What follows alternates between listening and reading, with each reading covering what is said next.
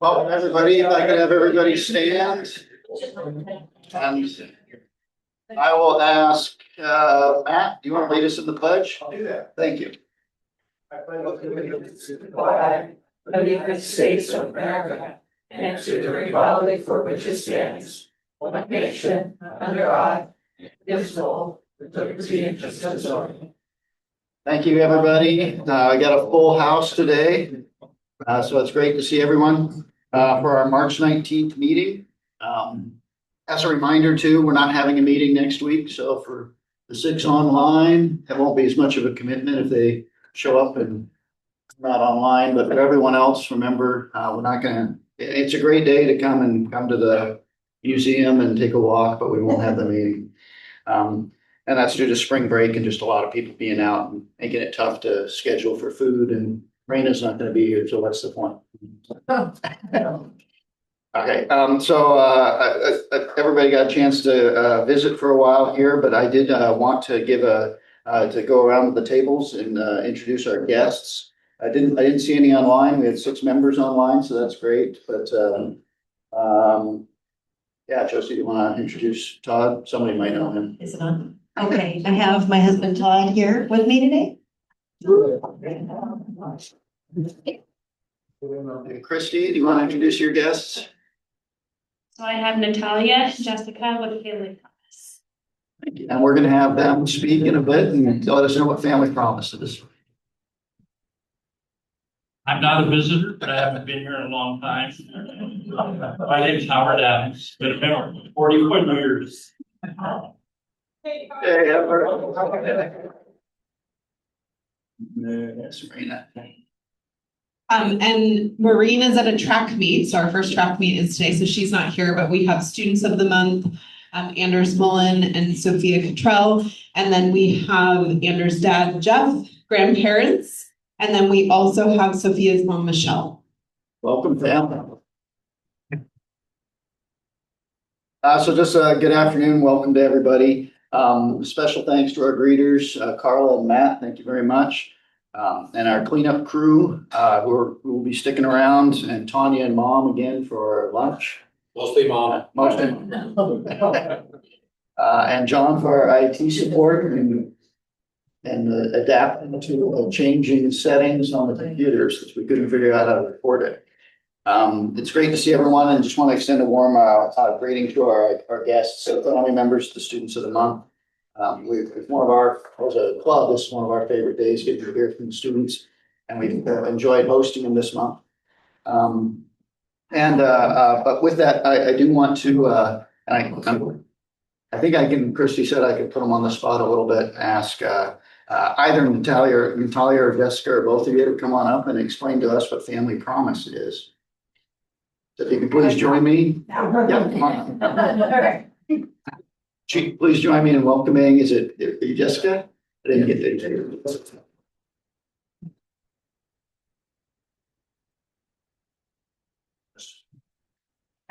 Can you guys hear me?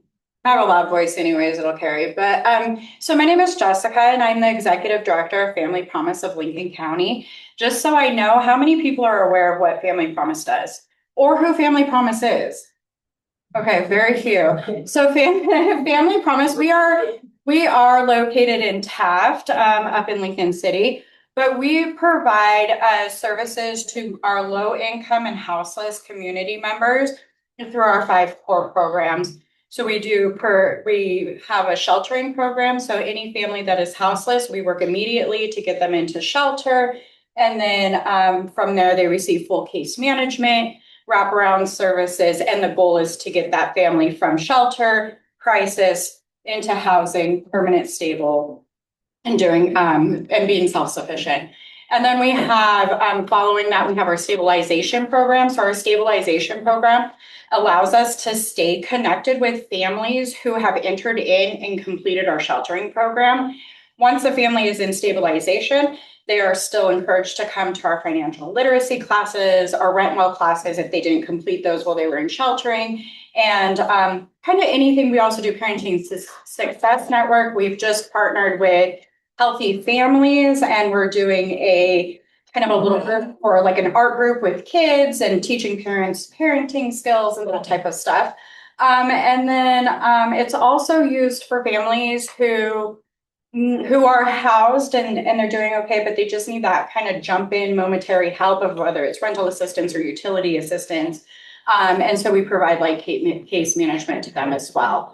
And then we have our diversion program. So I don't know about you guys, but we get calls all the time from people who have come to the coast thinking they're going to make life work and everything is going to be great. And then they get here and they're like, well, this isn't what I planned on. You know, it's hard out there. And so those people sometimes those families will come to us asking for funds or some help to connections to other agencies to get back to their hometowns where they have natural supports. So we help facilitate that. It's also keeping families out of shelters, whether that's like a short temporary stay at a hotel because they're just in the interim of housing or whatnot. We kind of use it a little bit loosely, but it is to essentially keep families out of homes, out of shelters. And then we have our prevention program, which is, it's prevention, keeping families in their homes before crisis happens and intervening at that stage where we can get them connected to the right resources that they need if we're not providing them ourselves. And on average, I always like to share this because it's always just so baffling to me. A family is only typically short $260 a month for their fixed income. So it's like $260 to keep a family in a home, and to avoid the trauma that comes from being houseless, children being removed from schools, that type of stuff. So we really are boosting up our prevention services in our program. And then we have, a housing. So currently we rent a house in Lincoln City from a community member. And then we turn around and sublease that home to a family who needs that transitional piece. They just need more hands-on case management, or they don't have a good landlord-tenant reference. They're able to stay with us for up to a year. And to acquire all the things that they need. Currently, the family we have in our master leasing home, their goal was home ownership. So we want to honor that. We want to make sure that we're providing, first-time home buyer classes and all that kind of stuff. And then we have community services. So we have a diaper bank. We have a clothing bank. We have a furniture bank. We have a dishes bank. We've got it all. And if somebody calls us in the community, and that's open to anybody. So if somebody calls us within Lincoln County and they need help getting dishes because they just moved in, then we're going to get them dishes. And if we don't have the items on hand, then we reach out to the community. And that's Family Promise. Any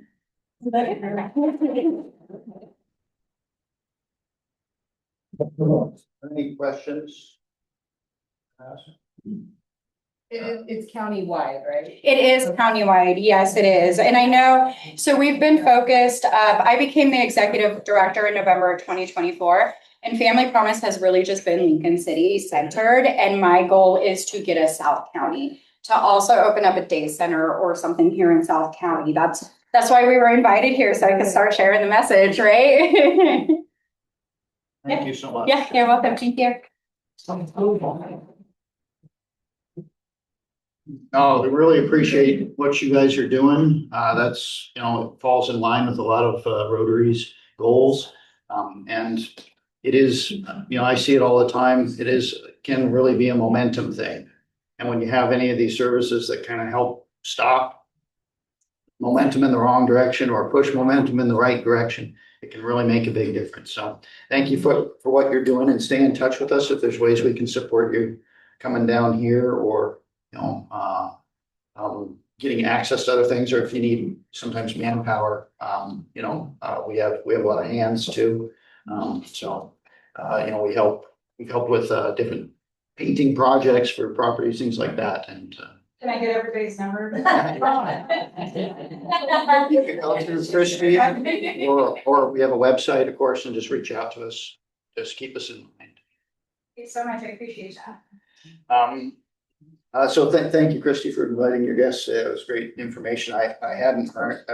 I always am happy to hear about programs I hadn't heard about. For whatever reason, I hadn't heard about you guys, which surprises me, but considering all the stuff you do. And I work for the county, so and in the court system, so There's always people. I have not, so Make sure to turn this as part before. I appreciate it. Thank you.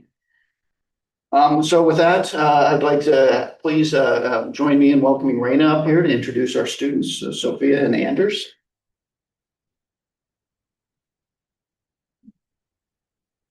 All right, our first student of the month is Sophia Cottrell. She was the OSAA dance drill MVP last year, and we want to wish her and her dance team good luck as they compete at the state championships this weekend. She is a 4.0 student, is our National Honor Society Vice President, dance team captain, and is part of the Newport Public Library Advisory Committee. A fun fact about Sophia is that she was on the Boston Red Sox Jumbotron. Please welcome Sophia.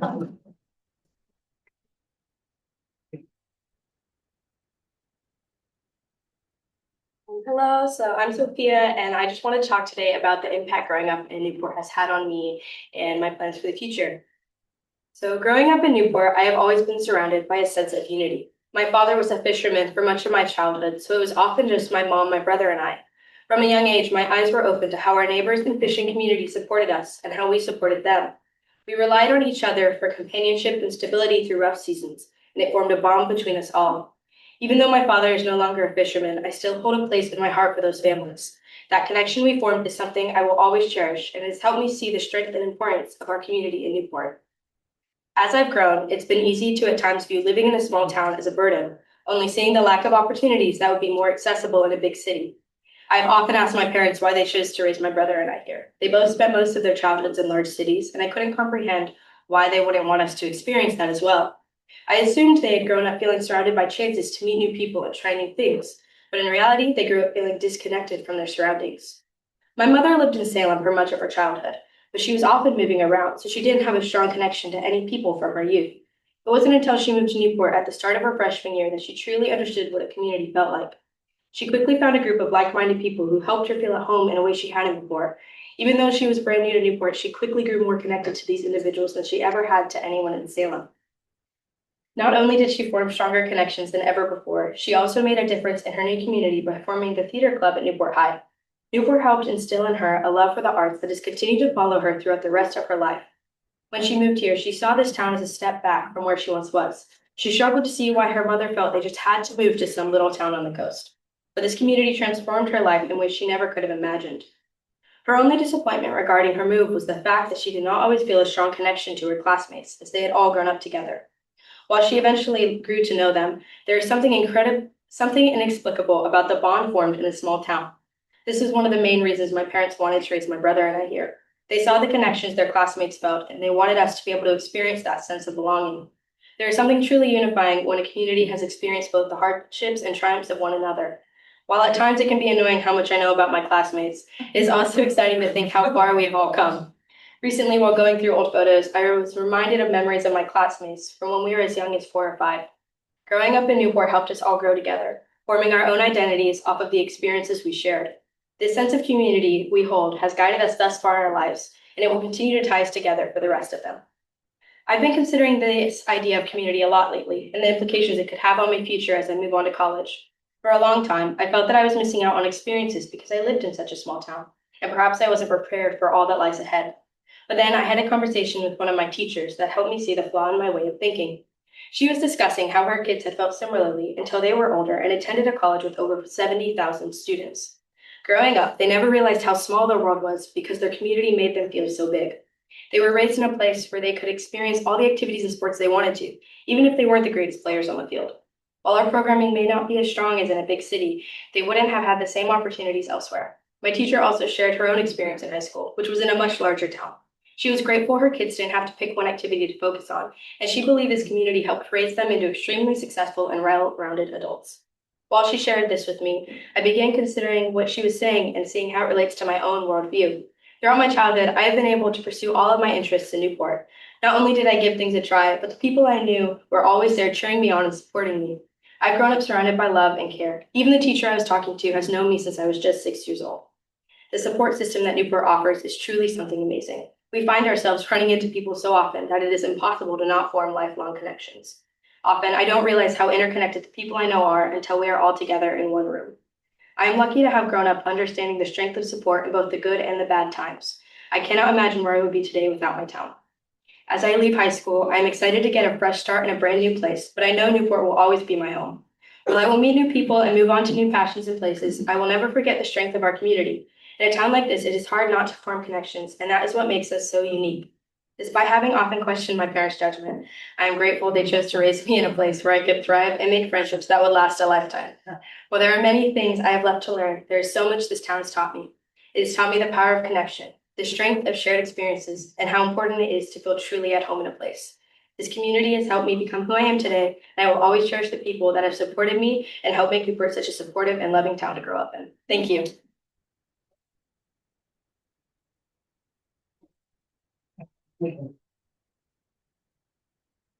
And Sophia plans to attend Willamette University, right? Yes. And to study history. All right, our next student is Anders Mullin. He has been part of the golf team for all 4 years and is a 4-time golf captain. He is our student body president and has been responsible for planning so many assemblies over the last couple of years. He's also one of the best student aides you can have. A fun fact about Anders, just because I like to embarrass him, he has been to more countries than he's had girlfriends. That's a good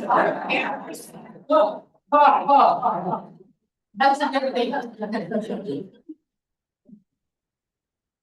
So first, I would like to say is thank you for choosing me as Rotary Student of the Month. I really appreciate it. Today, I just kind of want to talk about is just growing up in this community and kind of what I want to do after high school. Growing up in this community, I mean, born and raised here in Newport, Oregon, and I kind of grew up on the beach. We went surfing mostly every day, had bonfires on the beach, especially with my dad, and it was nice growing up in this community. You know, I get to meet everyone. It's such a small town. You always see people at the store. It's really anywhere, and it's growing up in this community has definitely impacted me a lot, especially with my grandparents and my dad growing up here when he was younger, and just knowing everyone. One thing I kind of want to talk about too is leadership. Leadership has definitely brought me to where I am today. Freshman and sophomore year of high school, I could say I did not make good choices. I was not great of a kid and just kind of didn't know where I was in life. And Amy emailed me saying if I wanted to go to the RILA leadership camp. And I definitely questioned it a lot. Didn't really know if I should, I don't know. I didn't really know anything about leadership, and I just decided to go. And I think I had one of the best times in my life. I met so many new people, I created friendships, I learned so much about leadership, and it definitely brought me closer to really everyone in our school. And that next year I joined leadership my junior year, and I just enjoyed it so much. I mean, I think I tried to keep myself busy every single day. I planned mostly every assembly. I was one of the main people of the pageant. And after that, I decided I wanted to be ASB president, our student body, and I fortunately won it this year, and I'm just having the time of my life. I like keeping busy with leadership. I like helping people out. I have kids in the hallway always come up to me just saying thanks and just asking what to do and stuff like that. I definitely have a place in my heart for that. Leadership has kind of grown. It's made me grow so much throughout high school. I don't know. I like building new connections with people. One of my favorite things to do is travel. As you know, that's my fun fact. I think I've been to over 10 different countries. I love traveling. Traveling is what I want to do when I'm older. I want to be a commercial pilot when I'm older. And I've been traveling, I don't know, makes me forget about everything. I'm going to be attending Central Oregon Community College next year to study aviation to try to become a commercial pilot. But traveling, I don't know, it gets, I forgot the word, but I don't know. I love doing it. My dad's been traveling since I was a kid. I think my first ever country that I definitely remember is going to Indonesia for the first time and just meeting those new people and how they live life. It's so much different than here in Newport. Seeing what they do to make food and different type of cultures and things like that. It definitely, you can definitely see a sense of change. And that's definitely what I want to do when I'm older is go around to those different places and meet a bunch of new people, discover new cultures, learn new languages, and just kind of be out there in the world. My mom is a commercial flight attendant, and she gets to travel to all. She was in Switzerland last weekend, and she just said how she just gets to meet all these new people and be around a bunch of brand new people, and it seems like something I really want to do and I really want to pursue. Another thing in high school too is I got really interested in golf. I never really golfed. My grandparents, my mom's side, were big golfers, and they always tried to get me into playing golf. And I always thought it was a really weird sport. I didn't really think it was a sport. And then my freshman year of high school, I started and I fell in love with it. I started golfing every day, and it definitely brought me to where I am today. My grandpa on my mom's side was very happy when I started. He bought me a whole new set of clubs, and after that, I just started golfing every day. My sophomore year of high school was kind of like one of my favorite years of golf. Unfortunately, at districts, usually in tournaments, if you say a bad language, if you use a word that's not appropriate, you get a stroke added on. If you golfed. And my sophomore year of high school, I think I had 25 strokes added. So that definitely taught me golf course etiquette.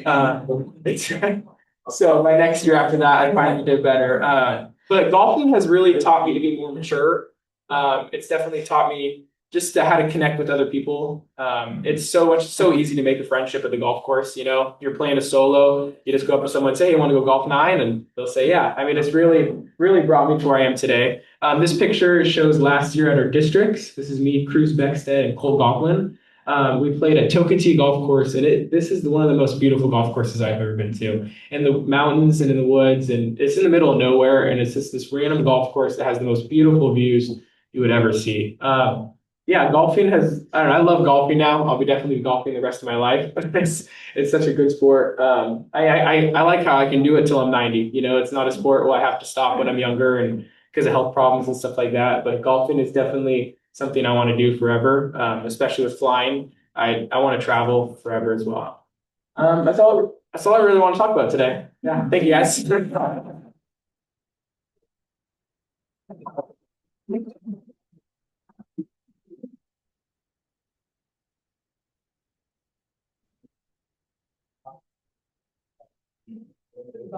Oh, thanks, guys.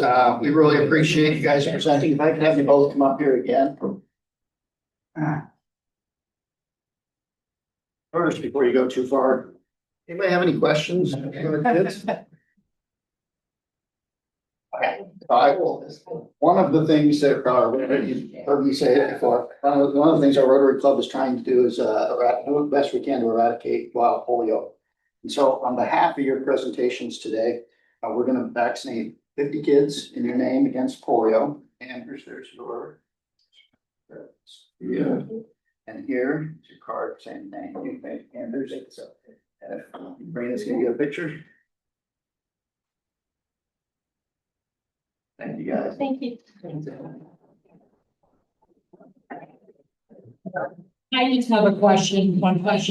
When you're out there playing golf, will you teach those adults to not? Is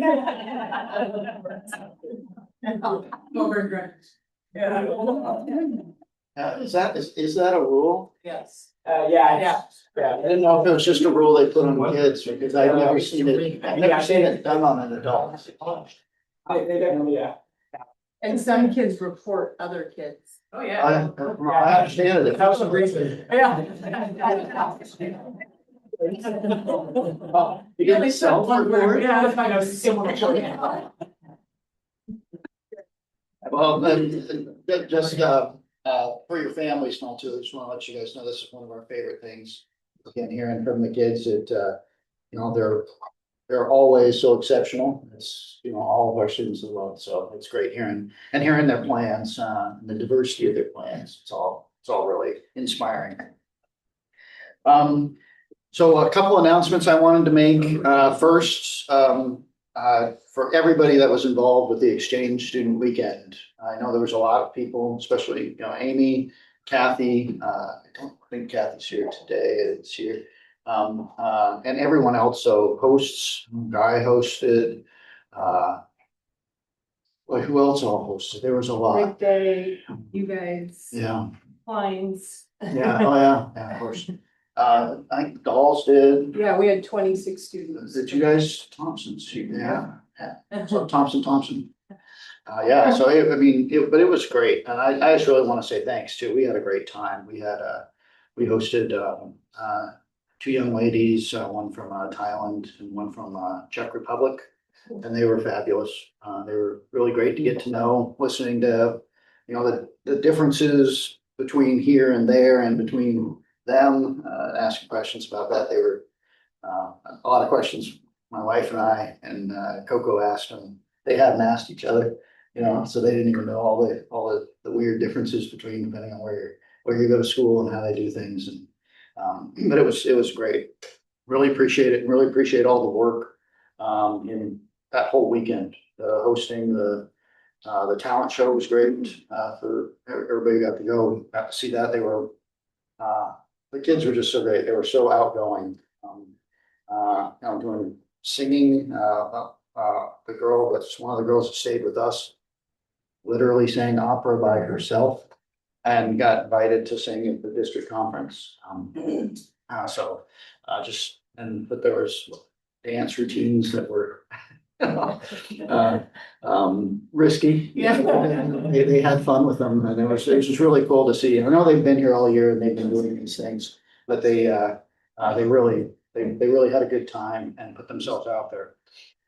So I just want to say thank you for that, and a reminder for our partnership with Dia de los Niños. If you guys have been able to sign up for that, again, that's April 30th. And then our next meeting, which will be April 2nd, that'll be with the Pacific Maritime Heritage Center, and they'll be doing a presentation on the Wombats exhibit. But also will be, the visit time will be May 14th. So again, try to be here for that meeting if you can. I know it's a ways out.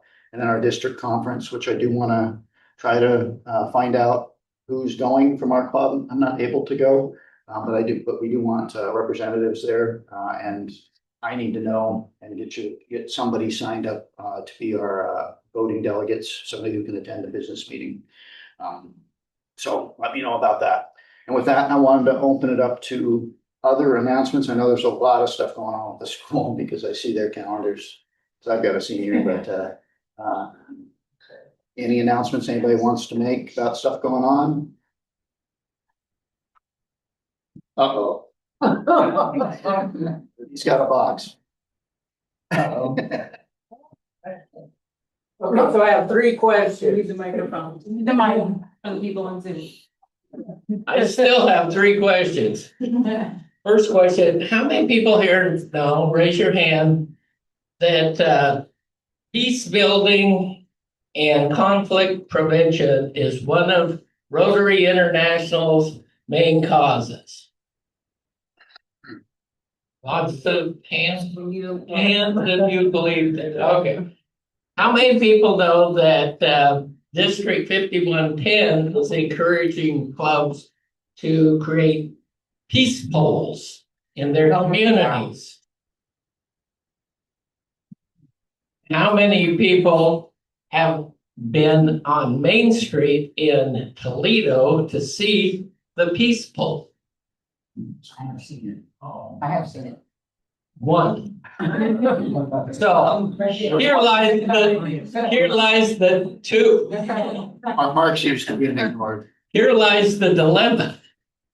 Unless you stumble across a peace pole, you may not know that Rotary is advocating for peace. So I thought, why not take the message to the public?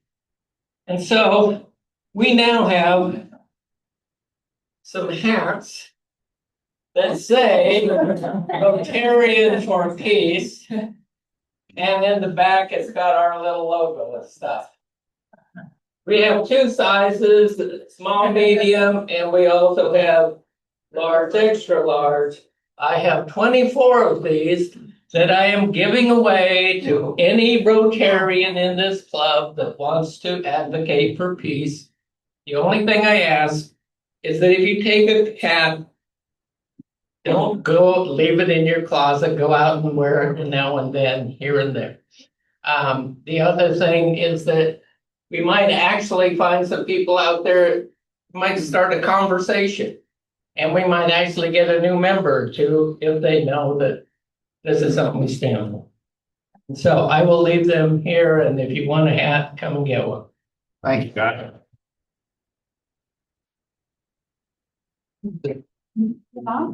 They see how you look. I go stand in front of the camera. So they can see you. What size is that guy? Like this. I see. Right there.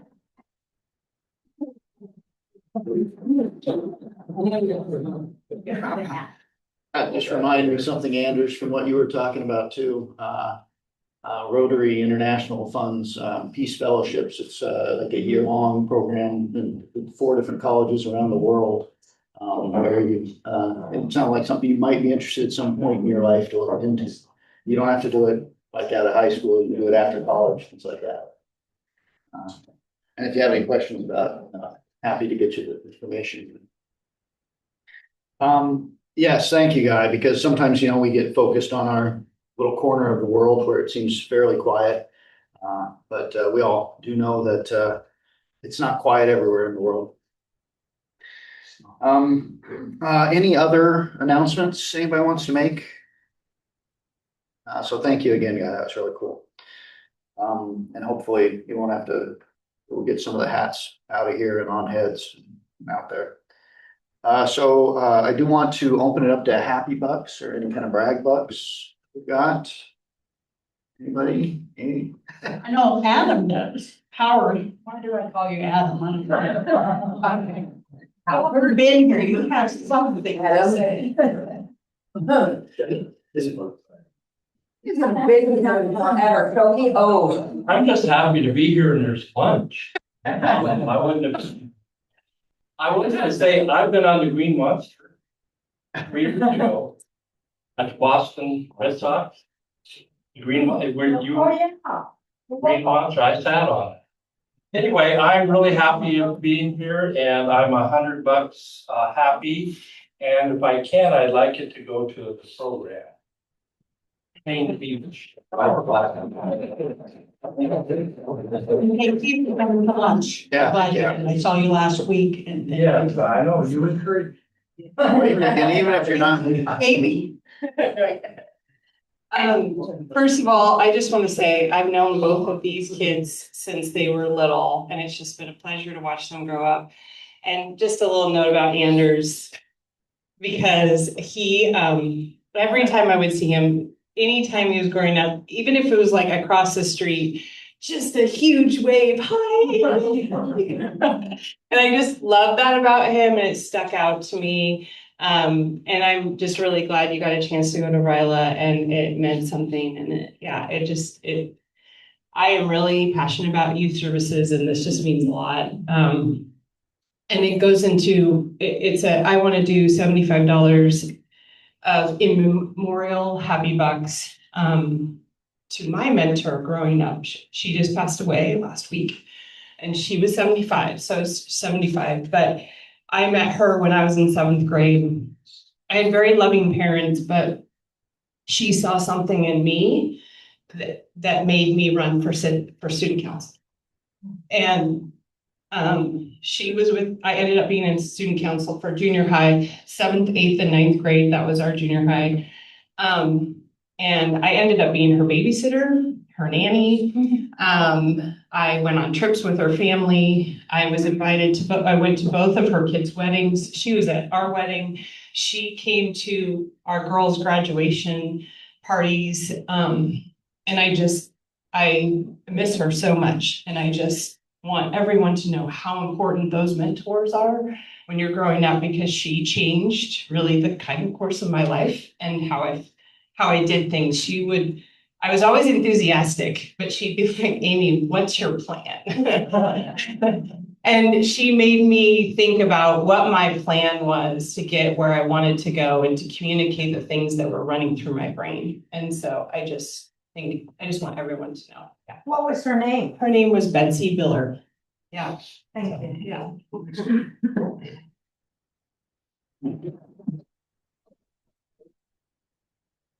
More happy bucks, brag bucks, anything going on? Michelle? So it's gonna be $20 total, 14 because my nephew turns 14 on Monday. And even though he still lives in the Fresno area, it's just good to see him growing up. And it's weird to think about. We joke because he's always been quote advanced for his age. The day he was born, he did a push-up. And we laugh about that because kids aren't supposed to be able to turn their heads and whatever on their own, but he's straight up like, he's laying on one side, pushed himself up, went like this, went back down. And I call him my super genius nephew because he's just super intelligent. And then the other 6 is because, for those who don't know, Marnie and I do agility with Sue Giles. And she came in overall 6th place, in the agility games competition this year, which is like the average of all 5 weeks. She was 6th out of like 20-something dogs. Yeah, believe it or not, she's always sleeping here. But in agility, she's a sweet demon and I have trouble keeping up with her, so. Yeah. Congratulations. Congratulations, Marnie. Yeah.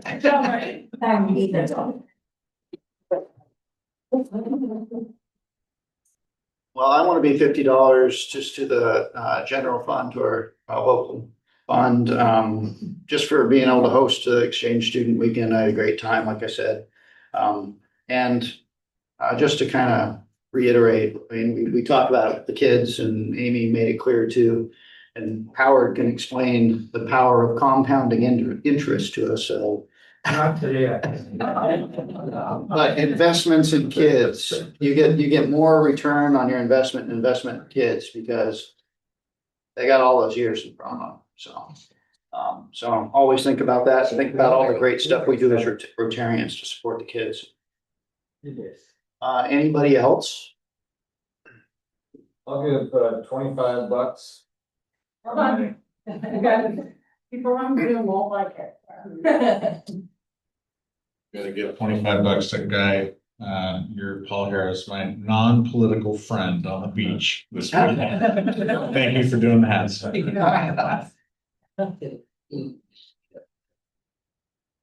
that it? Okay, I would like to invite Al Fitzpatrick up here if I can.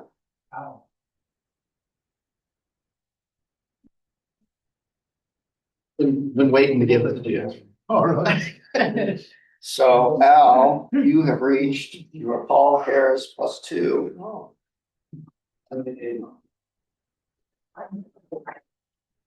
So for those of you who don't know, that means to reach your Paul Harris means that you've given $1,000 to the Rotary International Fund. And so Paul Harris +1 is 1,000 above that, and Paul Harris +2 is 1,000 above that. So just honors Al's consistent and long time giving to the International Fund, which supports all the programs that we've been talking about. I do have other ones to award. I just need to get them here and I need to ask you about one of them. But with that, I know our Julie is gone today, but I don't know if we have a membership incentive. Yes, we do. Oh, let's do it. Oh, yeah. Oh, All right. Social media and 50/50. Yeah, get that up.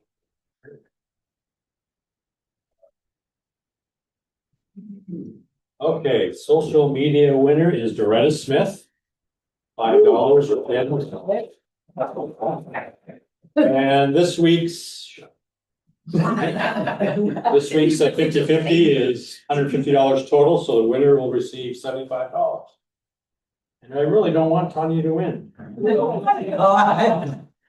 Marcy, see if the Rotary gods get it. That's why she's holding Marnie. Good. I'm gonna sick her on you. She got 6 like it. Oh. Congratulations. So as I know we're ending a little early, but I want to just say, just as a reminder, no meeting next week. I know we won't have students here. Probably on the golf course or doing scholarships. I don't know how many emails I get from the school, reminders of the scholarships. All the stuff that they've got to get done before the end of the year. So our next meeting will be April 2nd. And again, that meeting will be with Matt Harner with the Historical Society. I don't think he's just with the Heritage Center, but with the Historical Society, and he'll be giving the presentation on the Mobett's exhibit, which I hope everybody can make it to, and because a lot of that history has to do with Rotary and our club. So how that became our sister city and just the history of all that. So I'm excited. The exhibit's already open. Yeah, the exhibit's already open upstairs. You can see pictures and it's some cool stuff. Out on the way out. And with that, I'll ask Carla, do you want to take us out with the four-way test?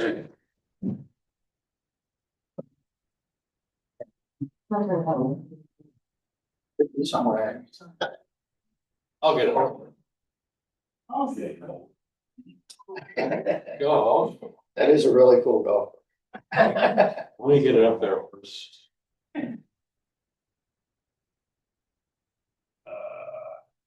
Sorry, I kind of sprung it on John. Yeah. John, you're fired now. Wow. Oh, please fire me. I was gonna say, let me fire To-do list. I was supposed to take over, guys. Okay, I'll get it up there. We'll do it the old fashioned way. Yeah, so let's go. Now it's gone. It's gone. There. There goes. There we go. There we go. All right, hey, give me a couple hours. Four-way test of the things we think, say, or do. First. Second. Third. Goodwill and better friendships. Fourth. Will be beneficial to all concerned. Fifth. Moving on. Thank you, everybody. Thank you.